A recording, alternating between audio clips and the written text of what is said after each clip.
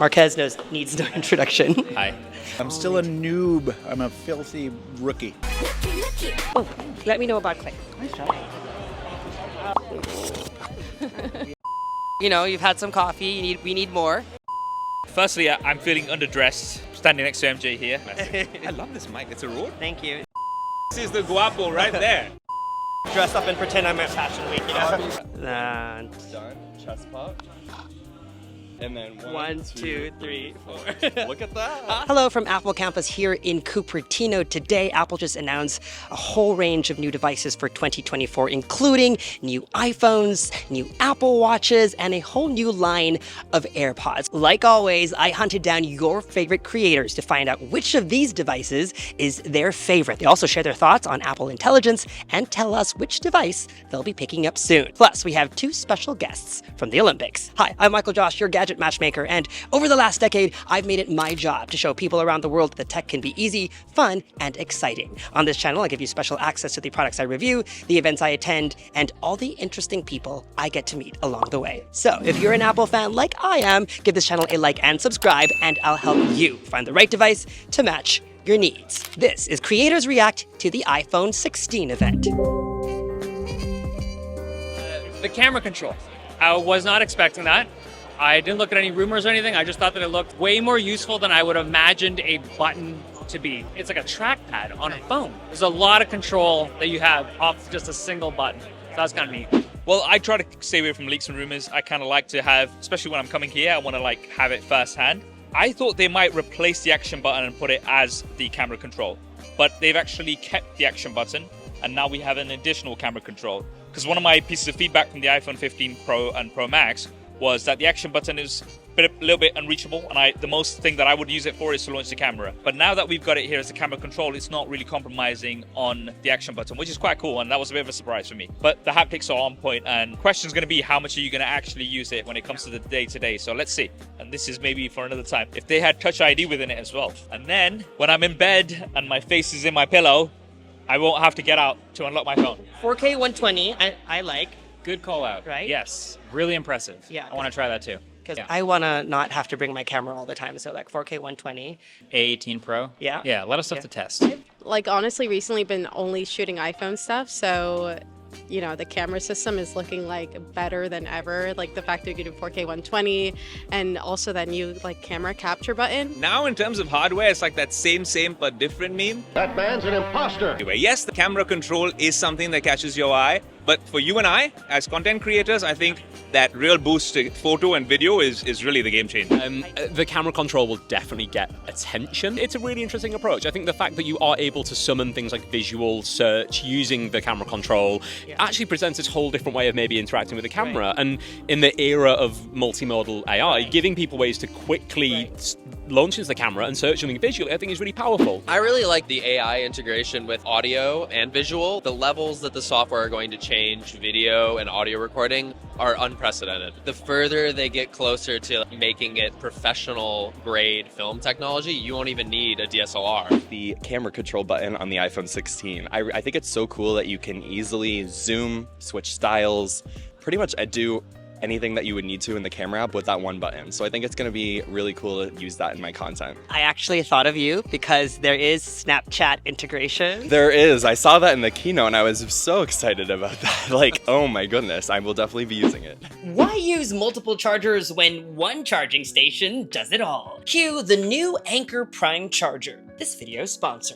a smart, ultra-powerful desktop charging station, and the centerpiece of my dream desk. While my life involves working from everywhere, I cherish the times when I can work from my home office. This is, after all, my best desk setup. It's got my most powerful computer, 2 large monitors, and a hub for charging all my devices. The Anker Prime charger, capable of supplying up to 250 watts of power across 6 different ports, 4 USB-C and 2 USB-A. One of these USB-C ports can charge up to 140 watts, which is more than enough for my 16-inch MacBook Pro. It's so fast it can go all the way from 0 to 50% in just 25 minutes. What makes this different from other charging stations is its built-in display, which lets you stay on top of charging speeds. You can even go in and select which port gets priority, or have the Prime charger do it intelligently, so that the devices that need more power get more power. You can also see the breakdown on its companion app. I like the Anker charging station so much, I also travel with one, so I just need one device to charge all my gear while on the road. You've heard me say this before, not all USB-C cables are built the same. So if you're looking for one that can guarantee peak charging performance, this is Anker's fast charging cable. It's ultra durable thanks to its braided design, available in 3 and 6 feet versions, and it supports up to 240 watts of USB-C fast charging. If you'd like to check out these awesome devices and others in the series,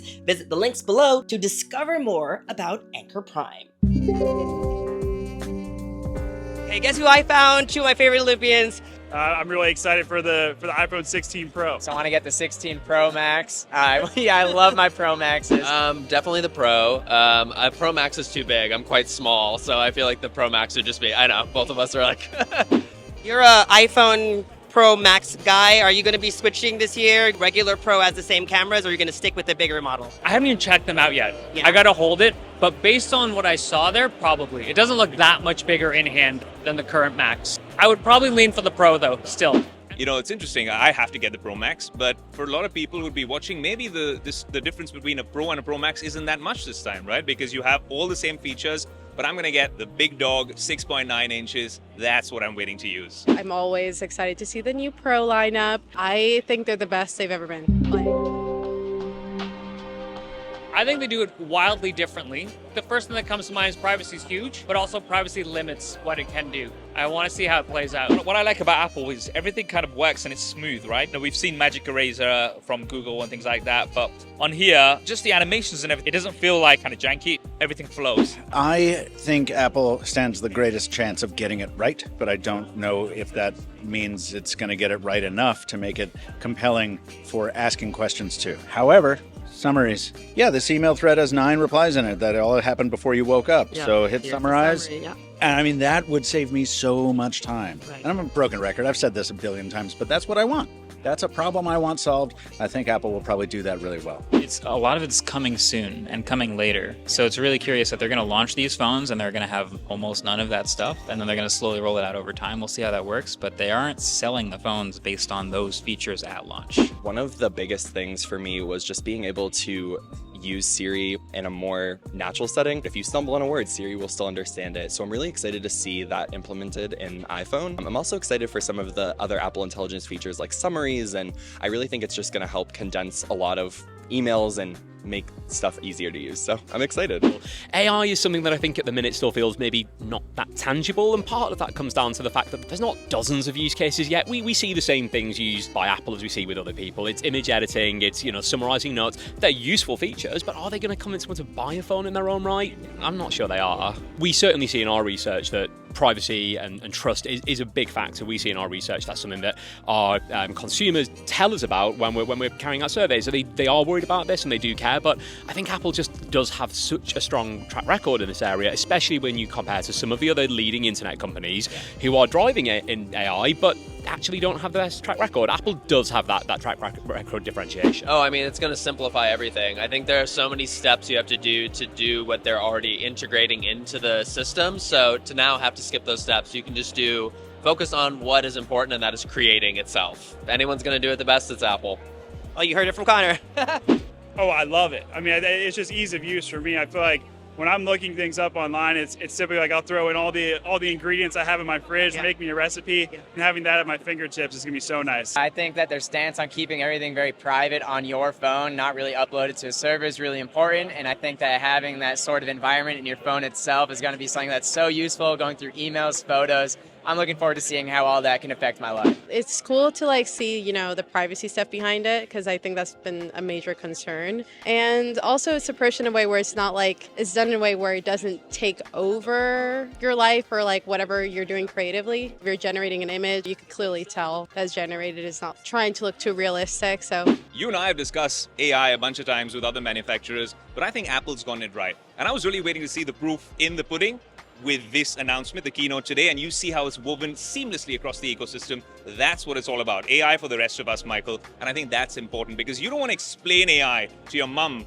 or to your aunt, right? You want them to be able to use it seamlessly, and that's what Apple Intelligence does. You can use it on notes, you can use it on messages, you can use it. Maybe they should start opening it up to other apps as well, like WhatsApp and stuff like that. Private cloud compute and cloud relay, that is really something significant in terms of how they've really worked on it here at Apple. Because the fact that they're not sharing that data with the company or storing that data, it's up for review.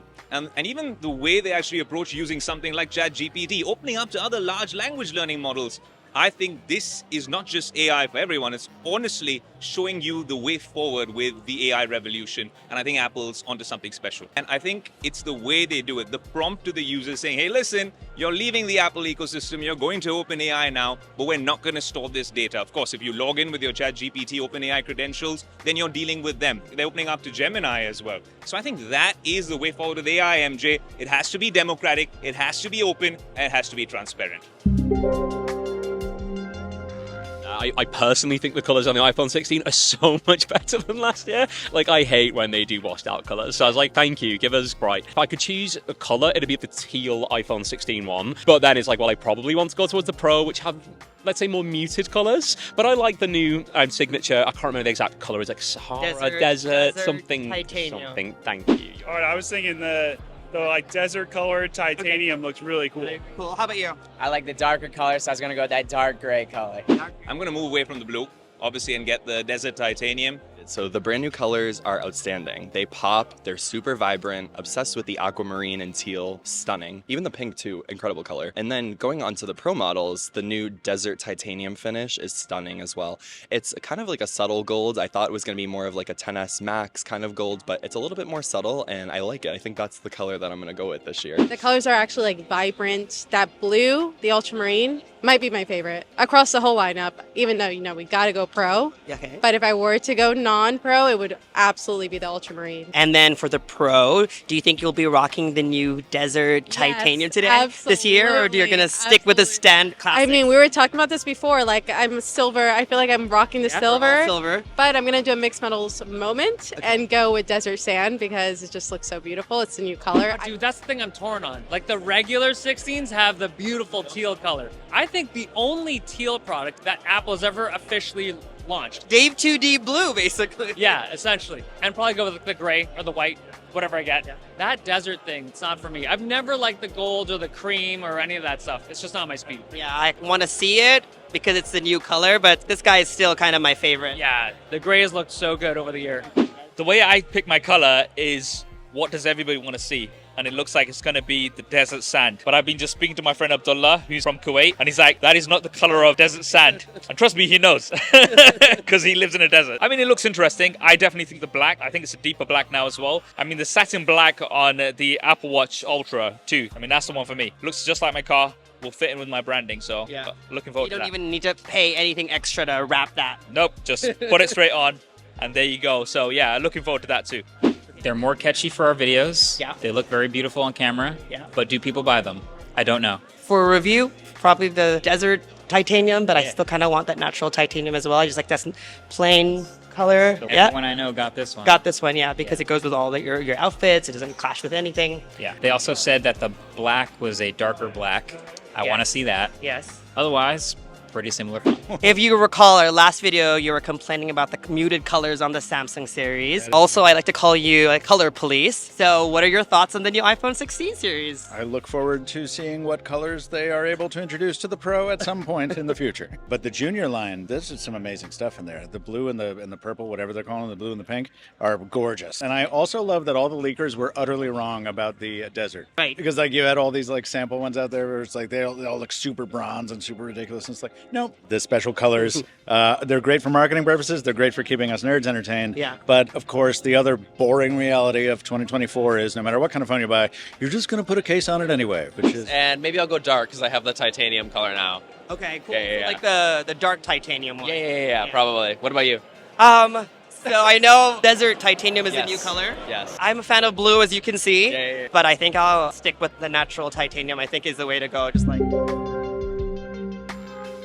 Watch Ultra 2 Black. Yes. Good. I thought of you immediately when that was Yes. announced. I'm going to be upgrading to Upgrade. that. Were you surprised that there was an AirPods Max today? Well, yeah, we just got USB, and then they were like, how about a new color, eh? Yeah. Same headphones. Same headphones. I could have done so much more with that. I'm disappointed, but I will also have to get them because I can't keep a lightning cable everywhere. It's just, I'm done with lightning. Yeah. Although the black is not now. Is the It's new one darker? midnight. It's oh, midnight. it's darker.